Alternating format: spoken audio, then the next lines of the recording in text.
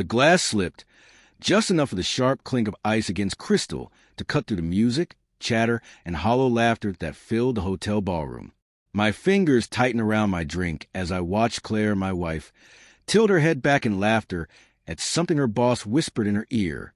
Then he looked at me, not a passing glance, deliberate, calculated. His smirk stretched across the room like a message meant only for me. That's when I realized this wasn't just a corporate event. It was a stage, and I had no idea if I was a guest or the punchline. Claire had been with Redwood Financial for 5 years. I used to admire her drive, how she climbed from assistant to team lead so fast, fueled by late nights, constant calls, and last-minute meetings. At least, that's what I told myself. I trusted her. God, I trusted her. So when she invited me to this year's gala after years of attending alone, I thought maybe she wanted me to finally step into her world. I put on my best suit, shook hands with strangers, smiled at men who couldn't be bothered to remember my name. None of it mattered once I saw the way she looked at him. Nathan Cole, her boss. He crossed the room like he owned it, tall, perfectly groomed, carrying confidence you weren't taught. You inherited it. He extended a hand, still smirking. "You must be Daniel," he said, smooth as glass, but with something underneath, mockery maybe. "Yeah," I said, gripping his hand too tightly. "And you're Nathan." Neither of us let go first. I wasn't giving him that satisfaction. Claire appeared, flushed, her smile too bright. "Honey, you met Nathan." "Oh, we've met," Nathan said, eyes locked on me. "I've heard so much about you." My chest tightened, not from the drink, but from the truth I'd been trying to ignore. He wasn't being polite. He was letting me know exactly how the night would unfold. Blurred smiles felt like masks.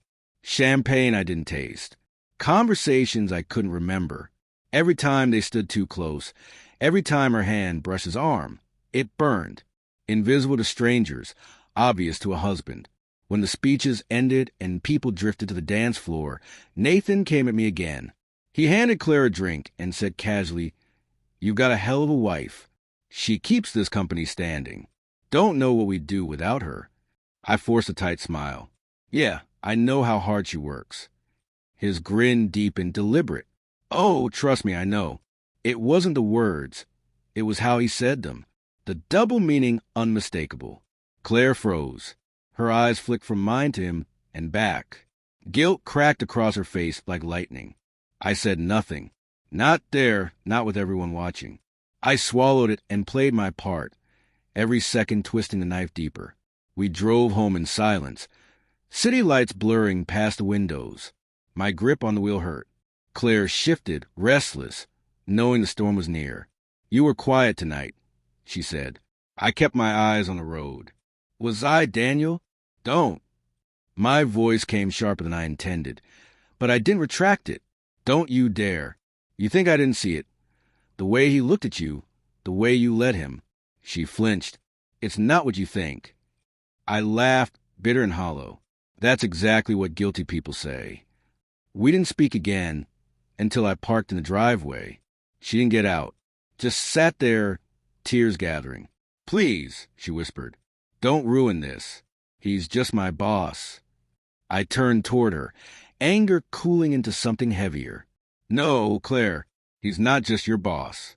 He's a man you've been giving pieces of yourself to while I sit at home, wondering why you're always too tired to talk to me." The silence felt like confession. She didn't deny it, didn't argue. She just sat and cried, mascara streaking her cheeks. The days that followed felt like breathing underwater. She went through motions, making coffee, asking about my day, but the space between us was vast, unbridgeable. Every forced smile twisted something inside me. Every touch felt like guilt masquerading as affection. I started putting the pieces together. Phone logs, late-night emails, a business trip 2 months ago that didn't add up. The truth unraveled faster than I was ready for. Hotel bookings, dinner reservations, and then the message that broke me. "Last night was perfect. Can't wait until it's just us." My hands shook as I read it. Anger burned, but beneath it was something worse, a hollow ache of betrayal. 3 nights later, I confronted her. She was in the kitchen, wine in hand. when I dropped a stack of printed emails and receipts onto the counter. Her face drained. "Daniel," she whispered. I stepped closer, voice low and shaking. "How long?" She shook her head as if that could erase it. "How long, Claire?" Finally, a whisper. "Almost a year. A year. 12 months of lies. 12 months of thinking she was mine while she gave herself to someone else." My fist slammed the counter. "Why wasn't I enough?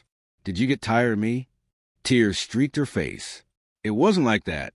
He made me feel seen, appreciated. God, I don't even know anymore." Her words cut deeper than anything she could have thrown at me. She didn't even know if she loved me. The next day, I walked into Redwood Financial. No yelling, no scene. I entered the glass doors like I belonged there, a folder tucked under my arm. Security didn't stop me. Why would they? In Nathan's office, he smiled, treating it like a game. "Daniel," he said smoothly, "what do I owe the pleasure?" I dropped the folder onto his desk. Emails, photos, everything. My voice was ice. "You think you get to blow up my marriage and walk away clean? This ends here." His smirk faltered. "You do this, and you'll take her down with me." I leaned in until our eyes met. She took herself down. "I'm just making sure you don't walk away smiling." I didn't ruin them that day.